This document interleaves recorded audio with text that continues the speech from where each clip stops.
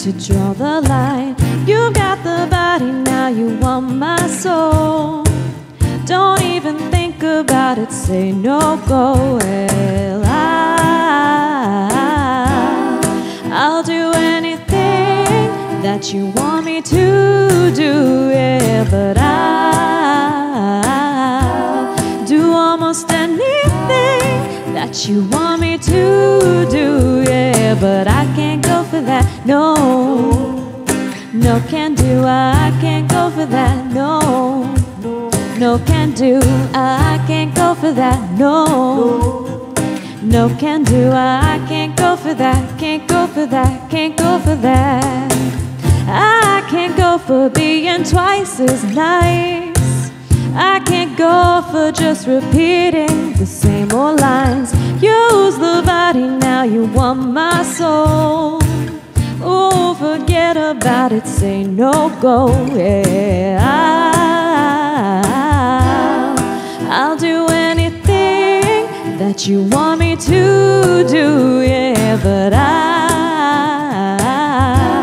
do almost anything that you want me to do, yeah, but I can't go for that, no. No can do, I can't go for that, no. No can do, I can't go for that. No can do, I can't go for that, can't go for that, can't go for that.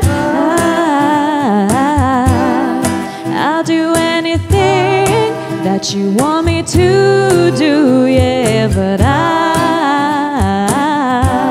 do almost anything that you want me to do, yeah, but I can't go for that, no.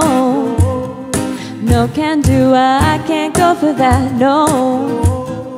No can do, I can't go for that, no. No can do, I can't go for that, can't go for that, can't go for that. Anybody know? Anybody know? I can't go for that, can't go for that, can't go for that. Anybody know? Anybody know? I can't go for that. I can't go for that.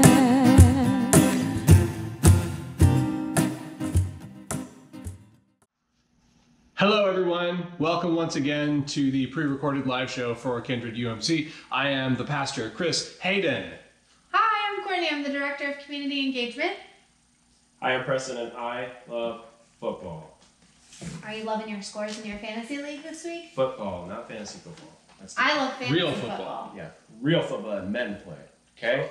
I like playing flag football where no one That's gets fun. hurt. That's fun. It's fun to play with girls too because they're usually way fast. It's like, alright, just give up. She just runs 60 yards. It's fun. I remember playing flag football and I was always like super long and tall. And so I could, if you got me out in the open, I would really open it up. And finally one guy, he was so frustrated with me because he was like a superior athlete. He was like valedictorian and like good at everything. He's one of those guys. And finally, like, he was so frustrated that I could run by everybody because the flags, because you can't grab a flag if somebody's running really fast. Yeah. That he finally just like literally tackled me and was like, there! And he pulled the flag. I got you! Ah! It's like, that's against the rules. I don't care about playing needed football. that. I just care about fantasy football and winning my leagues. You care about fantasy a lot. I do care about fantasy Fantasy football. romances, fantasy. Well, not Bachelor? fantasy. You don't like fantasy like lore. No, I don't like actual You don't fantasy. like the best thing. Like I don't like actual the actual fantasy. fantasy. I like reality TV and fantasy football. Well, there you go. So last week we talked about the birth of Ishmael and how problematic it was. Mm-hmm. How basically a young woman was pimped out by her owner to give birth to a nation.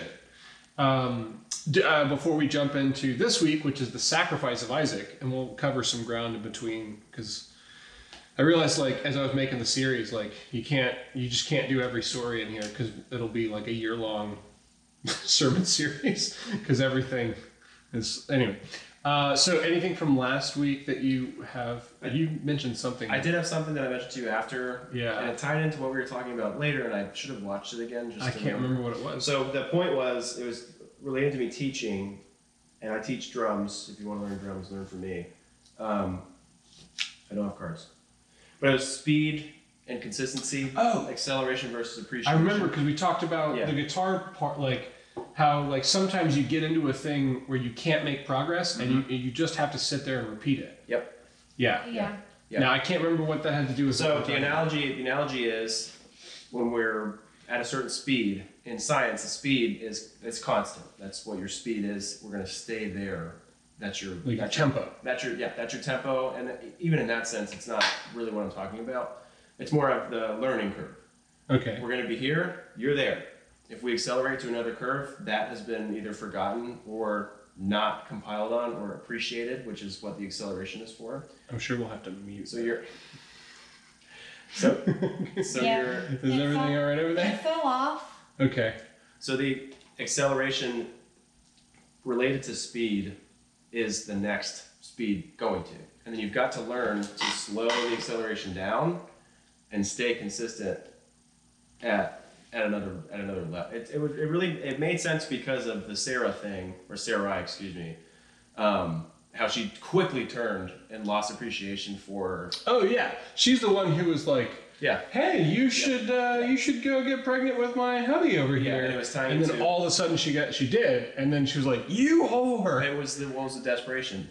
Yeah. One was desperation, and two was the other side of desperation, which is anger. Which is, I made a quick decision. I'm not going to blame myself. It's obviously on someone else's. So we're going to you next. And instead of staying consistent before and going, this sounds like a plan. Let's just keep to the plan. I've got to get something in there, or I'm going to look like a fool here. This is such a silly example, but so I smoked a brisket on yesterday because Smoked that. yeah, smoked a brisket. Oh, you chop it up real fine, feed it into. That was a good smile. that was good. That was Seth good. Rogen smile. But I was smoking a brisket, and there's a phrase when you're smoking any large meats. It's "looking ain't cooking." Right. And there is this temptation, like you're supposed to just trust your thermometer, trust the fire you built, trust that what's supposed to because it's a 12-hour process at least. And so like if you open it up, you let all of that heat out, all of that smoke out, and you've lost something just so you could confirm you're still in there, right? Or how's it going? And sometimes you do, but like and gain time in a cooking sense. Gain time on your cooking now because it's got to reheat and come back. yeah, now you can bring cooking everything back up. And then on top of that, you're cooking at a different level now. And there might be things in there. It's going to turn out dry. And it's just like completely- trust the process. Yeah, Like that was the key word. trust the process, get it down, and like let it be. Yep. Let it do what it's gonna do. But it's also a sense of trust that becomes real muddled and foggy. We have a hard time trusting invisible things. Well, that or something that's not our own makeup, whatever I mean by that. But your mind is set on something. You're going to do it because you know what's going on up here. Well, Someone else has here's it. another crazy example of not trusting invisible things. So, like, the older I get, sometimes you just get random little pains and things, and they're inside of you. Yeah. And you, like, when I was younger, I got them all the time. It's like, gas or, like, muscle cramps or, like, whatever. Now, when you get to be, like, above 35, all of a sudden that happens, and you're like, oh, God, I have cancer. Because you can't see it. You can't, like, what do I do here? I can't get to it. So, like, we as people are kind of, like, trapped by that, like, seeing is believing paradigm that we are locked into. Mm-hmm. And it's really hard to follow and trust an invisible God that's asking us to do things and, like, be consistent and stay steady when things are...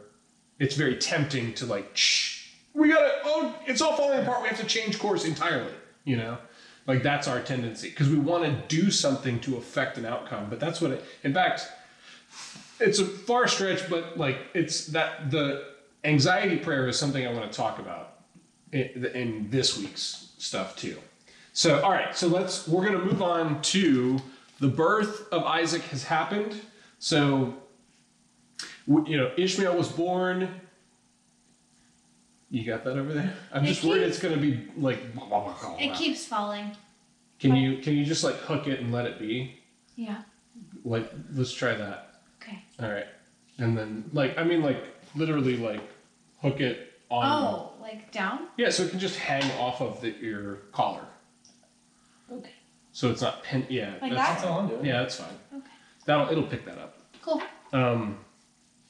Plus, I'm getting real bad. I'm getting real better at compression.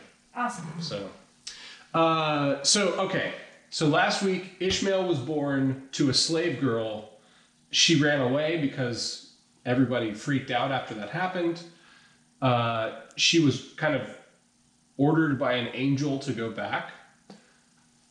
The things that we skipped over is God then reassures Sarai to try and hey, be cool.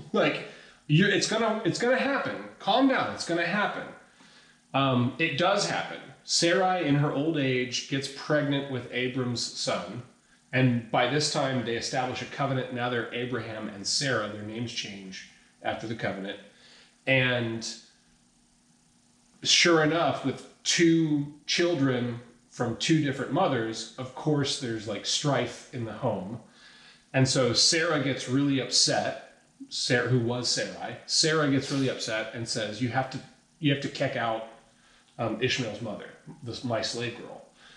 And an angel of the Lord comes and says, basically, it's okay. Don't worry about them. I'm gonna take care of them. He was a descendant of you, so I'm gonna make a great nation out of Ishmael. I'm gonna take care of them. It's okay to send them away. You don't have to worry about them. It's not a sinful thing, which may be a little bit of backwriting to make what was an awful thing that was done okay. It's funny you say that too, because it feels like a cop out. Yeah, it does feel like a cop out. I mean, in the writer sense too, which is pretty funny, but in the story sense of her having this desperate attack, and then it happens, and then she attacks on her desperation, not blaming herself at all because that's how people are.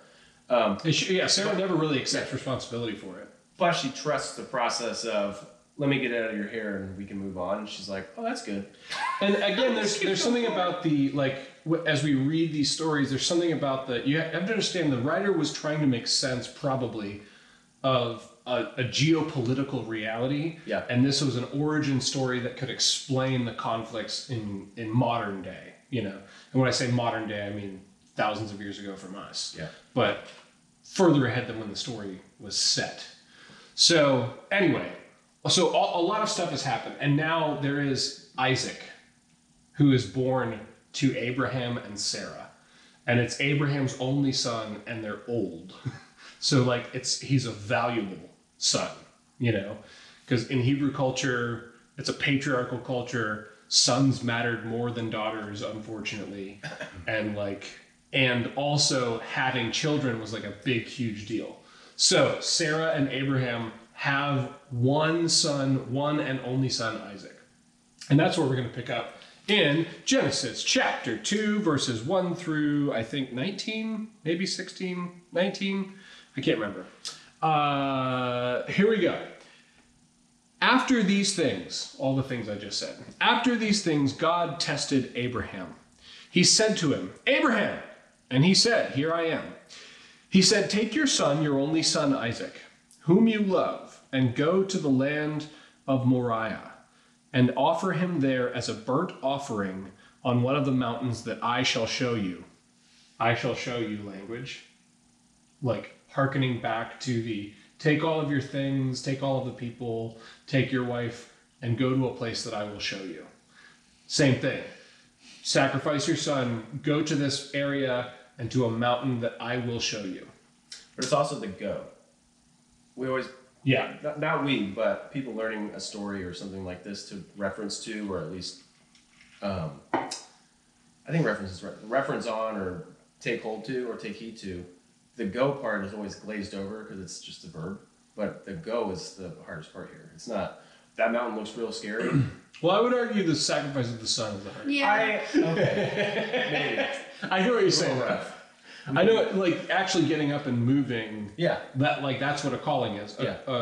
Although I would say I think we tend to value that a little too much, because sometimes a calling is sit, be still, be quiet, be still, be in this feeling, be in this moment. So like that's, I don't want to overvalue the go. No, I think that's significant. This calling is. I think it's significant though, the simple call versus the go and bah. Oh yeah. Just start walking. Yeah. Just start walking, which is a running theme for Abraham. Like the callings are like get up and head over there. Also mountains. It's important to note mountains are places where, not only in Hebrew scripture, but like in ancient times, mountains are the realms of the god, because the gods live way off far on the mountaintops. And so the idea that Abraham's being invited up to a mountain to commune is a big deal. Like bring your only son, Isaac, whom you love, to a mountain that I will show you, and you and I are going to meet there. Like there's extra weight on mountain. Verse 3, so Abraham rose early in the morning, saddled his donkey, and took 2 of his young men with him, and his son Isaac. He cut the wood for the burnt offering, and set out and went to the place in the distance that God had shown him. On the 3rd day, Abraham looked up and saw the place far away. Then Abraham said to his young men, "Stay here with the donkey. The boy and I will go over there, and we will worship, and then we will come back to you." Interesting. He's already saying the boy and I are going to come back, which could be, at this point in the story, could be maybe he's lying to his men so that they're not appalled by what he's about to do. Well, that or the kid's right there. And the kid is right there. But I think we're going to see there's something important to that later is revealed. My theory and interpretation is that Abraham actually does believe that he and his son are coming back. Which is important to understand in the interpretation. So, all right, we'll get to that. So, verse 6, Abraham took the wood of the burnt offering and laid it on his son Isaac, and he himself carried the fire and the knife. So the 2 of them walked on together. Isaac said to his father Abraham, "Father?" And he said, "Here I am, my son." This is going to be a motif. Abraham, here I am. Father, here I am. Father, and he said, "Here I am, my son." He said, "The fire and the wood are here, but where is the lamb for the burnt offering?" Abraham said, "God himself will provide the lamb for a burnt offering, my son." So the 2 of them walked on together. So again, reiterating this thing, like Abraham is being faithful and also is making statements about God's character. Verse 9, when they came to the place that God had shown him, Abraham built an altar there and laid the wood in order. He bound his son Isaac and laid him on the altar on top of the wood. Then Abraham reached out his hand and took the knife to kill his son. But the angel of Yahweh called to him from heaven and said, "Abraham, Abraham!" And he said, "Here I am." He said, "Do not lay your hand on the boy or do anything to him, for now I know that you fear God, since you have not withheld your son, your only son, from me." And Abraham looked up and saw a ram caught in a thicket by its horns. Abraham went and took the ram and offered it up as a burnt offering instead of his son. So Abraham called that place, "Yahweh will provide." As it is said to this day, "On the mount of Yahweh it shall be provided." The angel of Yahweh called to Abraham a second time from heaven and said, "By myself I have sworn, says Yahweh, because you have done this and have not withheld your son, your only son, I will indeed bless you, and I will make your offspring as numerous as the stars of heaven and as the sand that is on the seashore. And your offspring shall possess the gate of their enemies. And by your offspring shall all nations of the earth gain blessing for themselves, because you have obeyed my voice." So Abraham returned to his young men, and they arose and went together to Beersheba, and Abraham lived in Beersheba. So,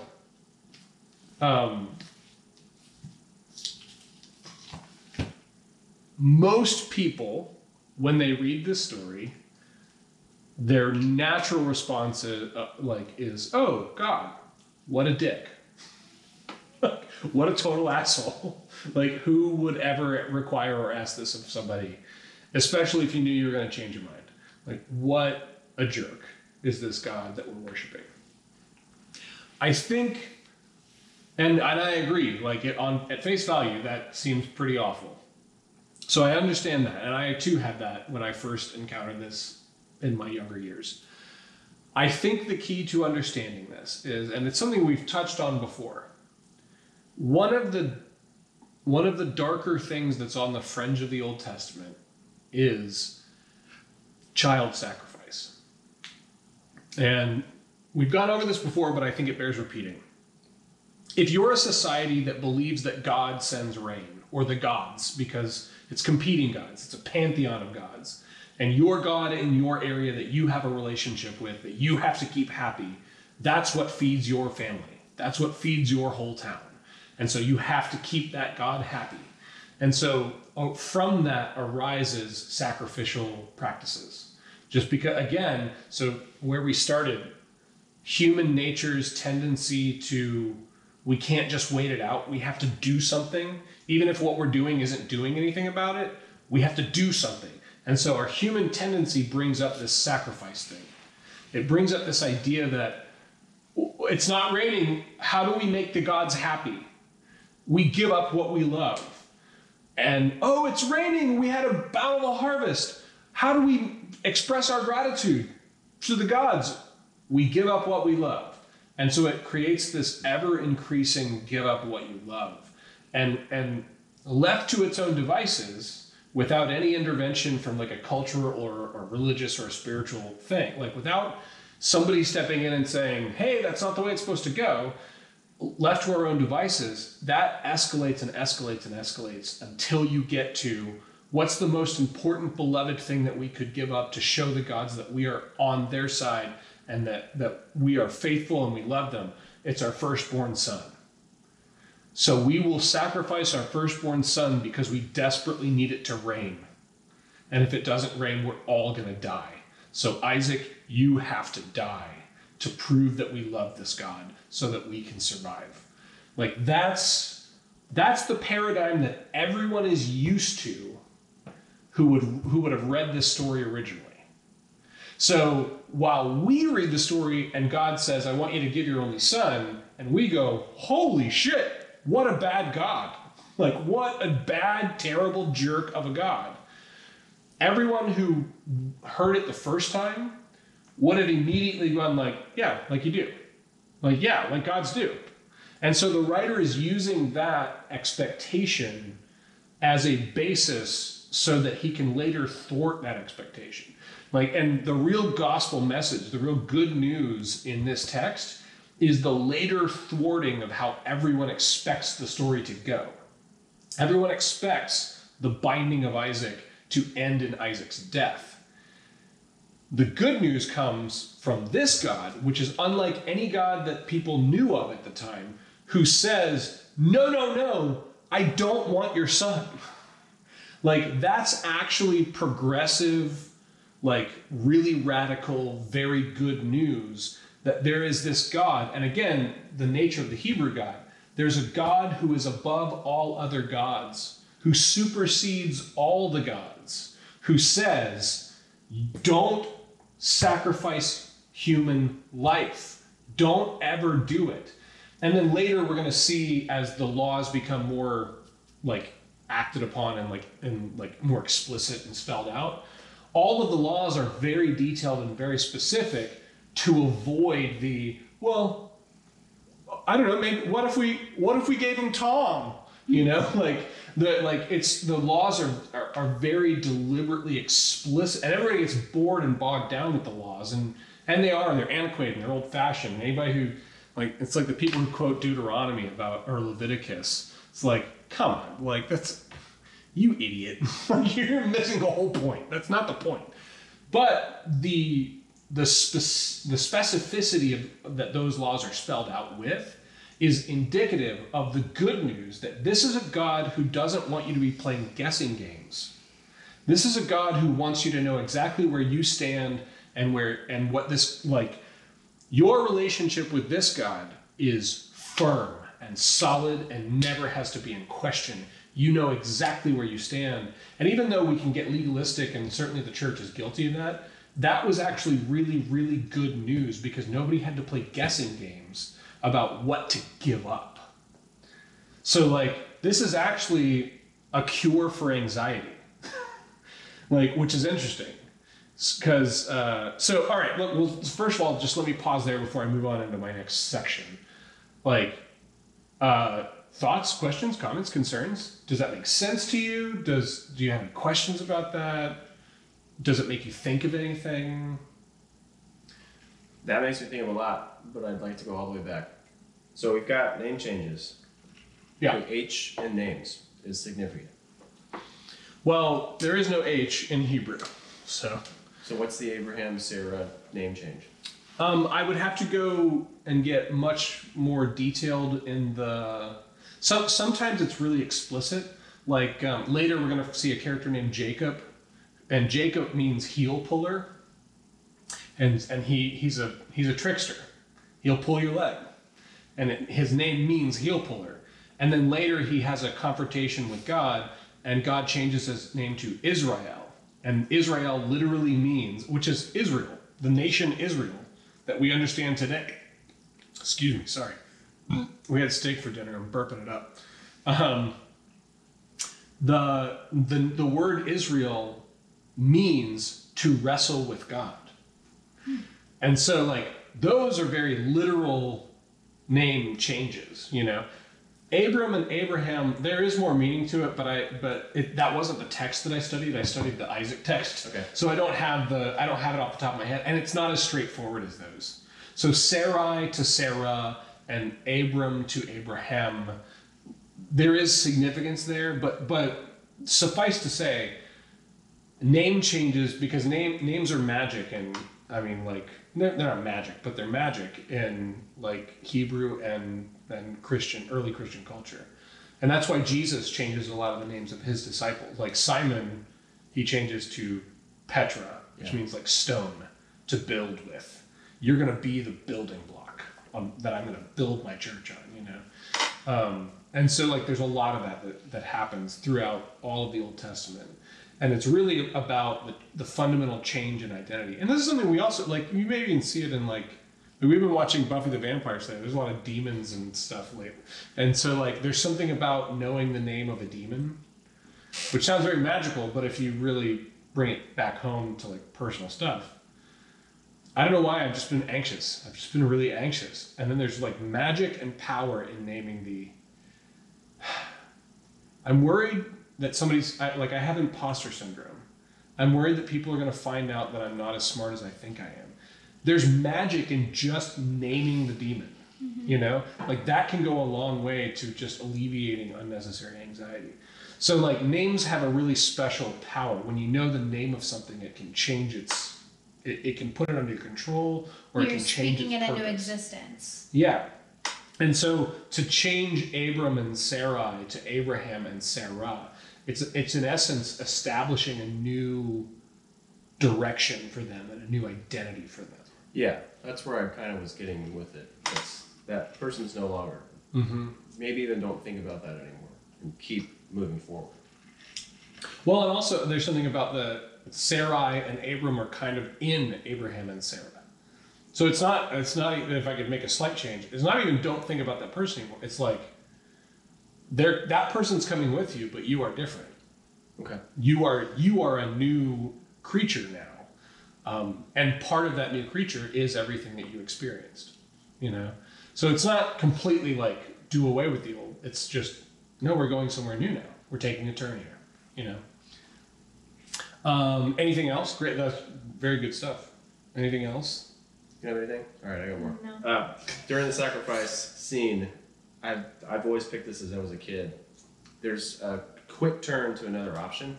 So the knife's up, Angel comes down. Hey. Don't do that. You're good. Let me take that. we're gonna throw it over here. However, here's a Don't ram. throw it over there. You're gonna need that knife. We're gonna pick it up, and then here's a ram caught in a thicket of thorns around its head. Yeah. Syllogism, syllogism, syllogism towards a later story of a Yeah. Crown of lamb. thorns. Yeah, on a lamb or a ram. Right. Here. Yeah. But Yeah. it's just like a little. It's a running theme. Yeah. Yeah. It's not on accident. Right. Like these are images that were chosen on purpose for sure. Okay. I don't know what the original writer meant because the writer who wrote that obviously doesn't know about the Christ story later, but like the people who were writing down the gospel, certainly when they saw the crown of thorns and were like, oh my gosh, we have to point that out. That matters. Like that's a big deal, you know, because there is some symmetry here. There's some like. There are through lines that are running throughout this whole story. So is it confirmation bias, or is it an innocence being caught in a thicket to be sacrificed later? Is a what's the guy's name? Campbell story. Joseph, yeah. Everybody drink. Sorry, a sacrifice of something that doesn't deserve it has to be made. Well, even the language that Abraham uses about God will provide the sacrifice. Like Isaac asks, where's the lamb for the offering? And Abraham says, God will provide the lamb. Like, and then later it's got a crown of thorns on its head. Like it's none of this stuff is by accident. There's something going on here that is a little mystical and a little like, you're supposed to pick up on the patterns. You're supposed to pay attention to those things. So now my other thing is, and we're supposed to be taking this literally, but I like it literally because it's fun. If Abraham knows on the way up, then is this more of a story to be learned by everyone else around versus Abraham really learning? Has he already accepted what the hell's going on? I think the writer is trying to portray Abraham because the writer needs the audience to still love Abraham. And so how do you do that? If you're going to write a character who's willing to sacrifice their son, well, that's a pretty nasty thing. So how do you have that character save face? Well, one of the ways you do is you write the character in such a way that they know that they're not going that God is actually going to rescue their son. So again, to not take this story literally, but instead to think about it, what is this writer trying to get across as the nature and the lesson behind the story?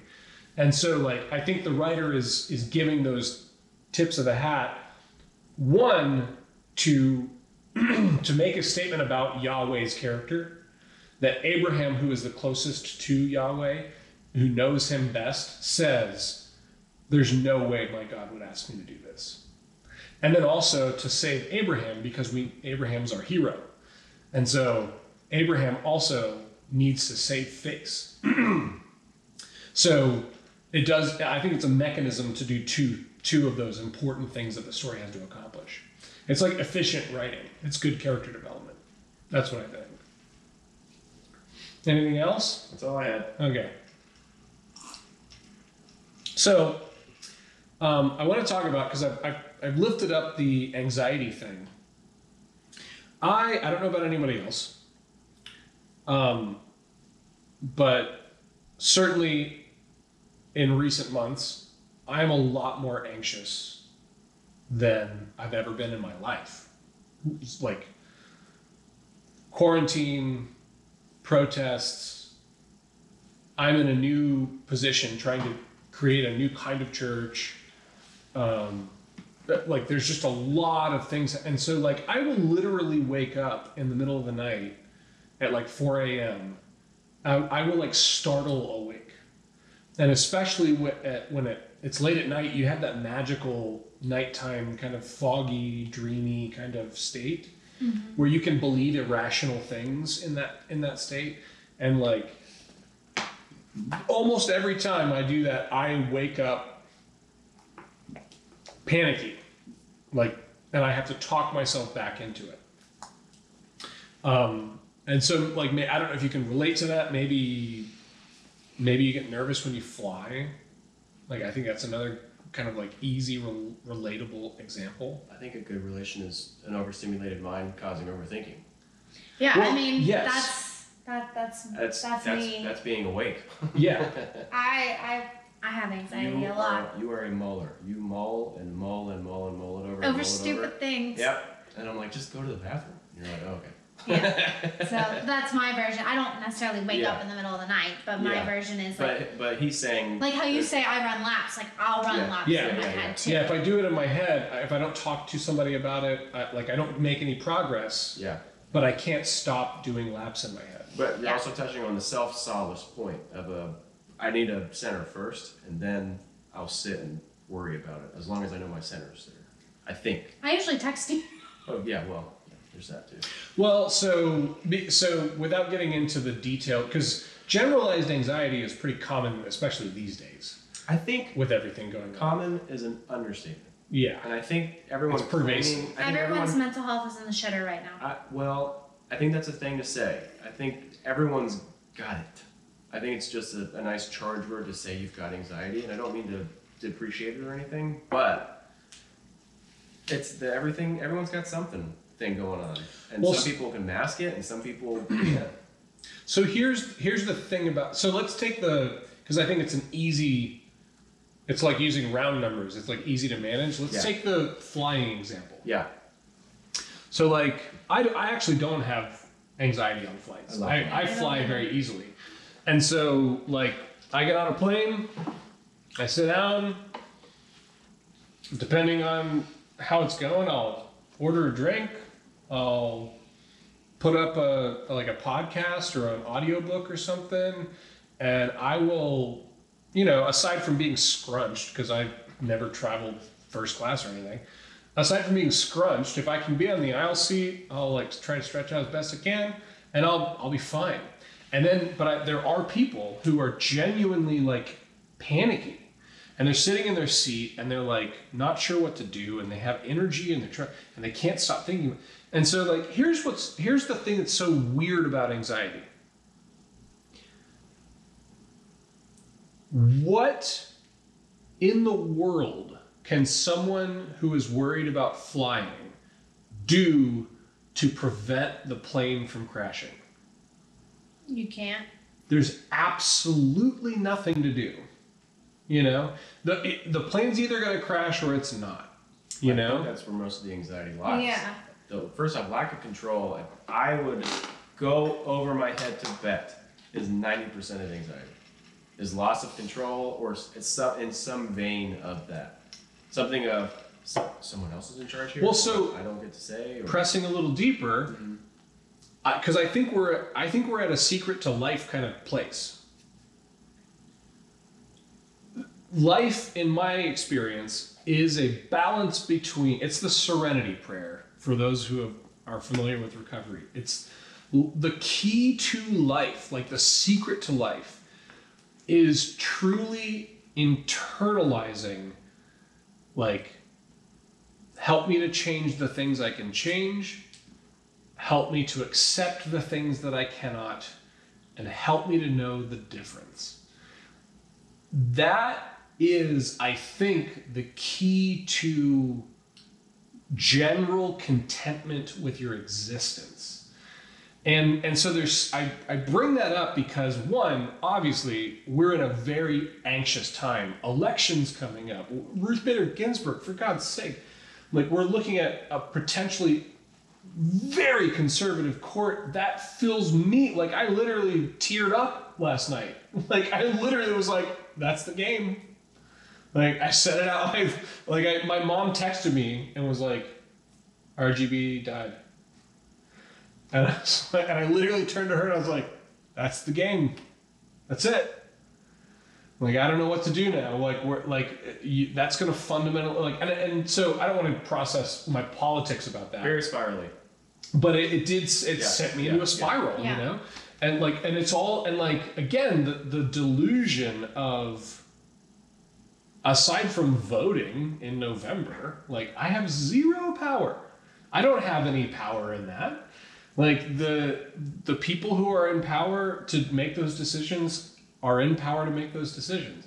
If something comes up, I'll certainly try and so like again, this place of like, I'm not saying surrender to the chaos of the void, like but I am saying like recognize humbly my own power, my own influence, my own ability to change things, and with that know that like at least, and unless you're in very real danger, for the most part, all these doors have locks.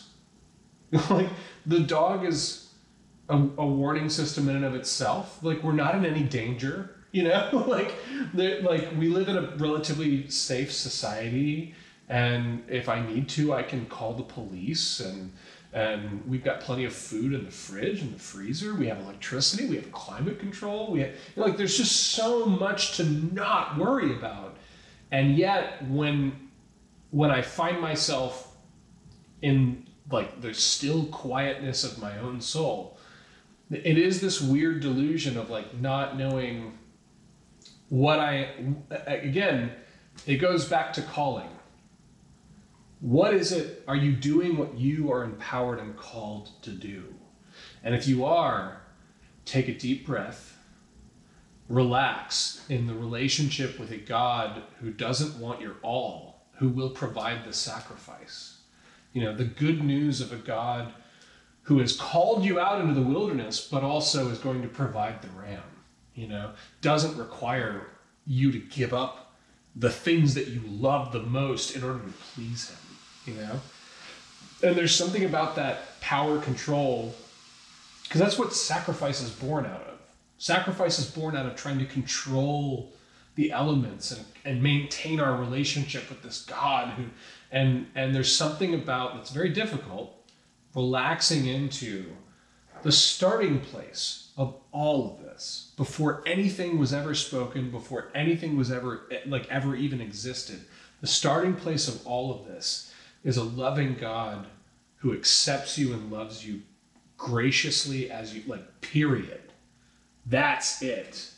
And no other truth supersedes this fundamental basic truth. Relaxing into that is, one, something that's very difficult, but two, something I think we all need in this particular season. Like, God is going to provide the ram. God is not going to take the things that you love from you. Like, God is not requiring you to give up the things that are important to you. Instead, God is calling you into something that's meaningful, and God will provide the way toward that meaning. Like, that's good news. That's a new kind of God. Thoughts, questions, comments, concerns? You have nothing on anxiety. No, I have lots on anxiety, but I agree with pretty much everything you just said. So a big part of anxiety that is pretty commonplace, and I'd like to just get this out. It needs to just be out. Oh boy. No, not what I'm going to say, but Oh. it's commonplace. Are you coming out? It's common to say, I have anxiety, or I have anxious tendencies, or whatever. ADHD, ADD, whatever acronym you want to use. Everyone's got something. The point of difference here is, I'm not you, you're not me. A pillar of respect, I think, is to know your place, and it ties into most of whatever respect is. Knowing your place is a respect for yourself, and once you start there, which we've talked on this before, start here first before you go and tell others how to respect others. Then the circle broadens, and it can broaden again, and it can shrink again, and it can broaden again. What we were talking about at the beginning of the episode of stay your course, be on the speed you're at. If you excel to something else, you're not appreciating this speed you're on, this whatever level you're on now. And you get way past it and compare to others, you get into a competitive mind, and it's all going to crap, and I can't think because I can't control, and it's really just I can't control because I'm going too fast. I've excelled too much. It takes a little bit to just. Well, so again, the anxiety thing, I can't control, which is a point of anxiety for a lot of people. And so a lot of people try to solve that by doing things that at least give them a sense of control, or by taking control over. What's happened in this story? I think it's even less of I can't control, and it's more of, at least for me, it's more of a I don't want to accept defeat, if Why? that makes sense. Like I don't want to, like, by giving up control, that means that I've like decided that. Well, another word for giving up control is surrender. Yeah, and there's a quote, and I've talked about this before, but there's a quote that was like, you didn't want to surrender because you didn't want to give up control, but you never had control. All you had is anxiety. And it's so much easier to, like, in a lot of ways, it's a lot easier for a lot of people. Hold on, say that again. I think that really matters what you just said. Yeah, so it's not a Brené Brown quote, but Brené Brown posted it. But it's, you were scared to surrender because you didn't want to give up control, but you didn't have control. All you had was anxiety.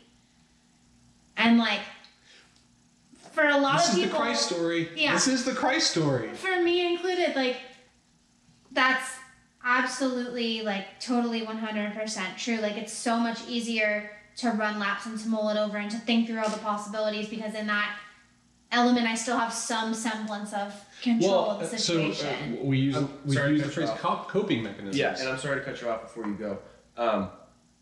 Who's running? Me. Right.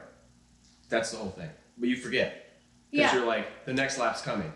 Who am I? I'm not. Yeah, so the thing that I've started doing Go, for go, go, myself, go. and it's because of the Enneagram, And and because I've learned a lot about, like, how I view the world and what that looks like for me, it's been a little easier to, like, maintain my own anxiety. Sorry, my dog's being very cute over there. That Well, is then, very cute. But But on that vein, like other me's too. yeah, so everybody has their own thing, and so the Yeah. thing that I've had to, like, ask myself, and I have it on my phone because it's, like, something to, like, constantly remind myself is, what is it that I need to give to myself today to be my best? Because for me, I'm constantly focused on other people. I'm constantly focused on, like, their needs and their wants, and I start running laps when I don't look at my own, and then I burn out and crash and run laps. And so stopping each day to reflect on that and be like, all right, what can I give to how can I fill my own need? What can I give to myself today? Yeah, so be that I my can best is such a weird, negatively charged, fake, stupid phrase that I hate. Because it's been just so thrown at everybody. Be your best. Sure, but It's all look your at the, best work. Like, I in make that carpets, man. I sense. don't know what the best thing here is. Best is such a overlooked and underappreciated word. Well, sometimes best can have this thing of like. Better than others. Well, we were talking about this the other day. Like one of our previous episodes, we were talking about weight loss as an example. Like, your best. Did you lose all the weight that you could have lost today? So that's, like, the thing. Like, is that's it's not helpful. Like, my best is the fact that I meal prepped today. I went to the gym 4 times this week instead of 3 times because I had built up more endurance and more confidence in But that's on a comparative production mindset. Well, I think there's there's a difference between, like, did I give my all versus, like, did I make progress? Right. Did I make healthy choices that moved me forward? Progress, not perfection. And that's where the Enneagram- Progress, not perfection. That's where Enneagram Best can ties get in. into perfection. Yeah. And I'm trying to look at it through a progress lens. Well, and by all means, everyone use the language that works for you. Like, if you don't have any of that connotation on best, by all means, like, tell yourself the things that you need in ways that make sense to you, for sure. But that's what the Enneagram, listening to the other podcast, is showing, is that's what the motivation means, is your best is not my best. And I don't want it to be either. And that's just how I feel. If you want your best to be my best, that's cool. Well, so, Great. like, I identify with the problemness of best. Yeah. But I also didn't hear that at all in what you were saying. Yeah, no, I'm just Like, picking. I'm picking. Yeah. But it's also I'm language. looking for something. It's language. It's language that we repeat on things that could mean the same thing if looked at in a business. Well, like, we're in a connotational area. So It's not definition, it's Yeah, connotation. I found that phrase from an Instagram account at XO Enneagram, and they did a whole post on anxiety self-care for your Enneagram type. So I was going to look at 4 and 9 just to I'm a throw 4. that out there.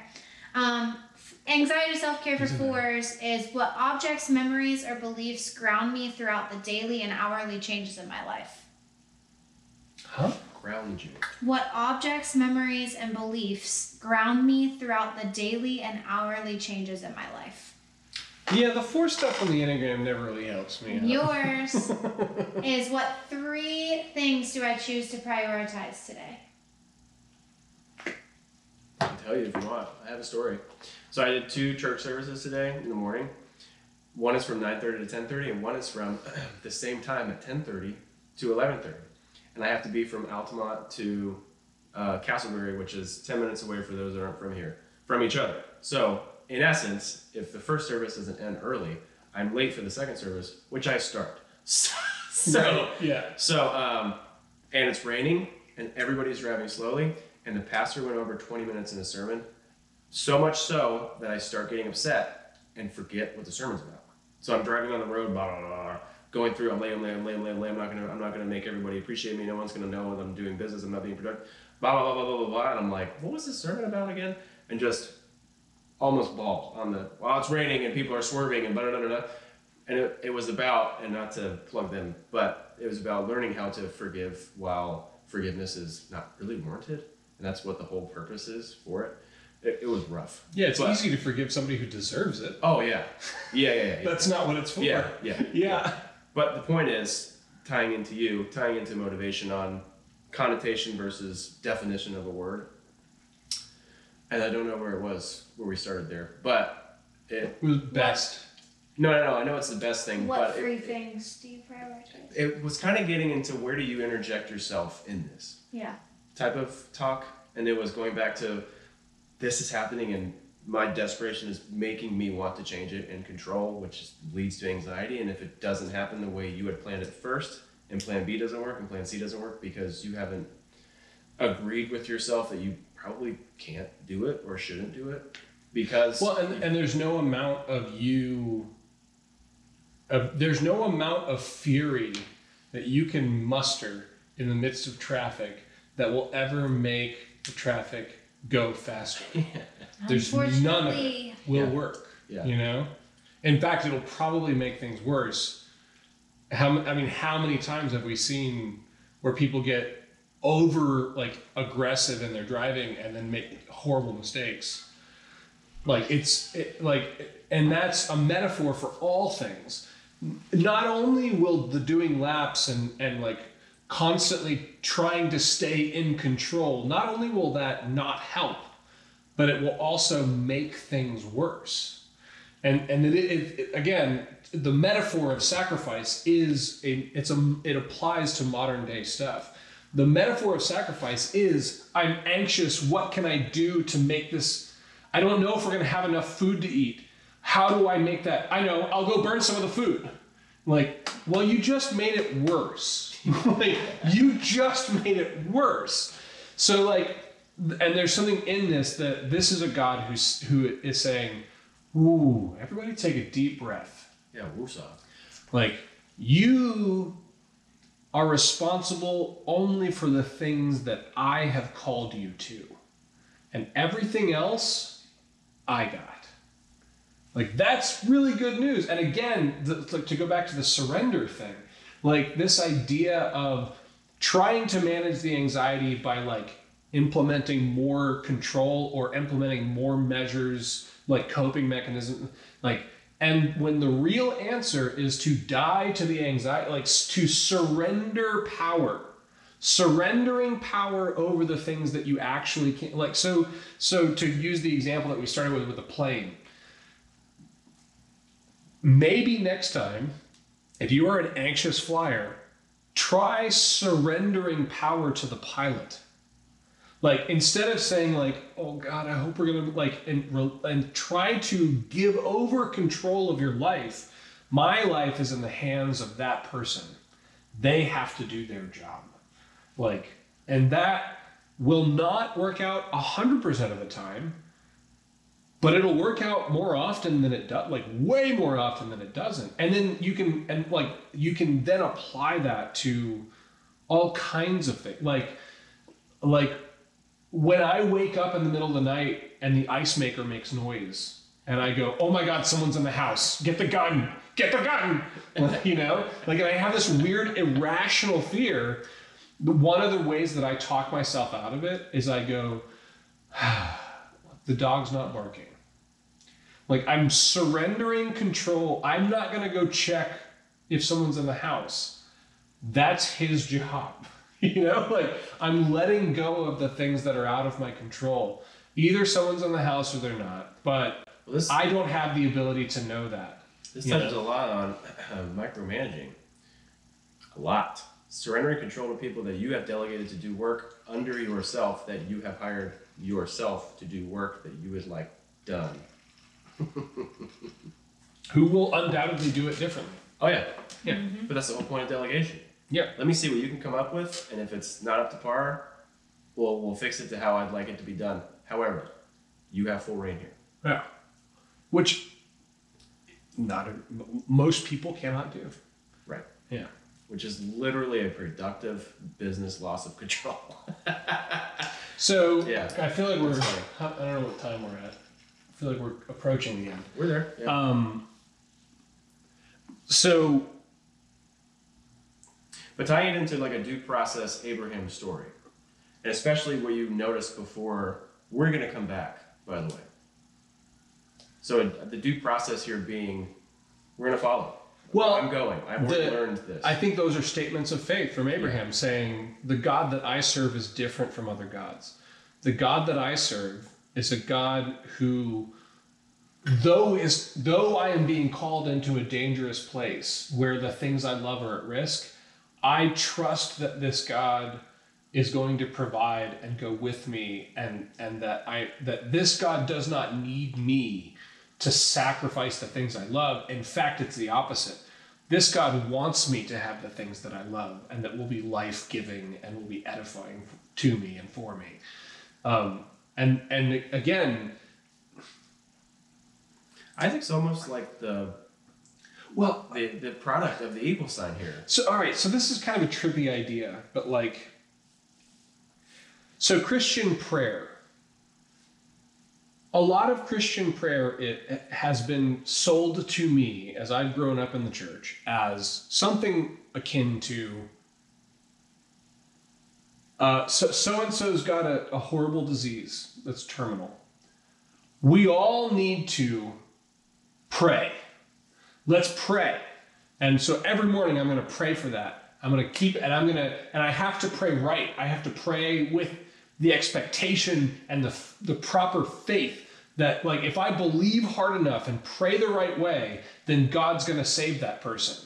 It's up to me. It's up to me. Like, that's a version of prayer. Now, it never gets quite spelled out that way, but that's what it is. And there's a version of Christian prayer that is magic. If you do the right things at the right time in the right way and the right formula, and you have the right feelings when you do it, and you think the right thoughts and say the right words, then God will come through. Like, that is the opposite of this. I was going to say, it sounds like a book. It's the opposite of this. And that's a version of prayer that's been like spit out. It's theologically unsound. It doesn't make any biblical sense whatsoever. It's bad for you. It ruins your psychology, your mental health. It ruins your relationship with God. It turns God into Santa Claus or a totem or something. Like, it just utterly destroys your whole spiritual life.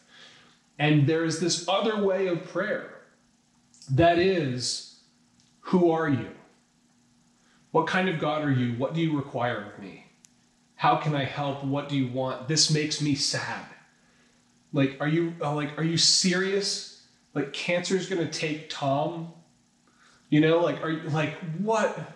Why does the world work this way? Can't you do something? Will you please? Like, this is the prayer that God wants, I believe. And also, jury's out. These are the prayers that actually are edifying to your spirit, give you a better sense of self, give you a better, stronger relationship with not only creation, but your creator and yourself and the people around you. Like, these are the types of prayers that actually help, and they empower you to be a really genuinely spiritual presence in the midst of danger and turmoil. Like these are the types of prayers that allow you to be an anchor in a storm, you know? Like, and the other ones are usually received negatively because all they're doing is they're coping. You're trying to take power from things that you are powerless over. And instead, this like humble acceptance of like, there's not a damn thing I can do about cancer, but I sure as hell can like talk to you about it. And I sure as hell can identify with this seems unfair. Like I can be in that with you. I have that capacity. But if you're constantly like, nope, you were not allowed to feel that, because if we feel that way, then God won't show up. You know, like if you're constantly in that place, then you can't actually be the person that you are supposed to be for other people in the midst of that. And that's not even talking about if you're the one with the diagnosis. Like if you're the one with the diagnosis, trying to feel the right way is going to kill you sooner. Like it's terrible. It's a really bad way to go. And the message of this is instead this insistence that no. We serve and worship and have a relationship with a God who, though we are being called into danger, is also a God who goes with us, provides the sacrifice, wants us to have love and the things that we love, like wants what is healthy and good for us. Now, not to go to the Santa Claus, you know what I love? $20 million yachts. Like that'd be nice if God loved me enough to give me that. Like, no, not like that. The things that you really love, like the relationships and the nature of existence and the real things that give you life. Like these are the things that God is not trying to take from you, but wants you to have and will provide for you. Like that's actually really good news that is slightly different from what a lot of churches are saying. Yeah.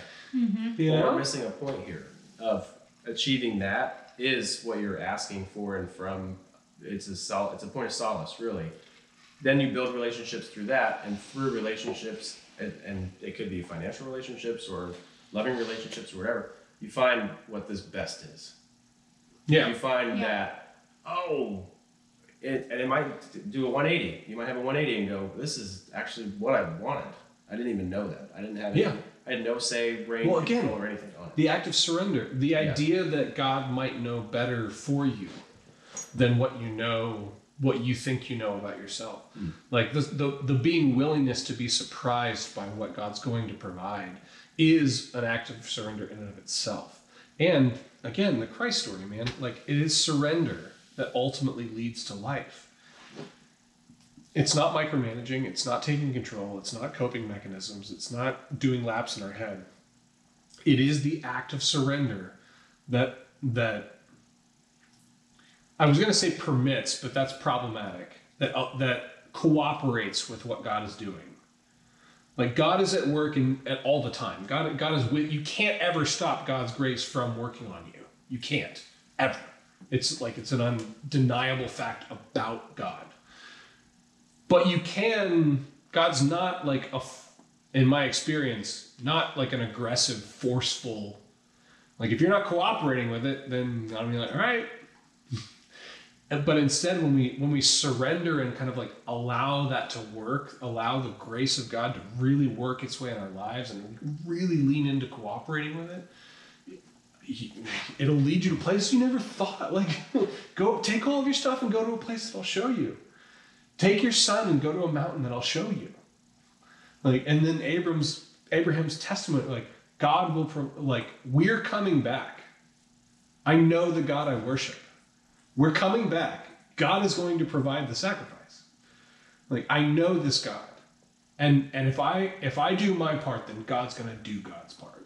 You know, like, and again, that serenity prayer. Like, what do I have control over? What am I called to affect? You know, what do I not have any control over at all? What belongs to others, and specifically what belongs to God? And then how in the world can I tell the difference? Well, it's going to be through surrender and dependence that you tell the difference, you know. All right, we'll wrap it up there.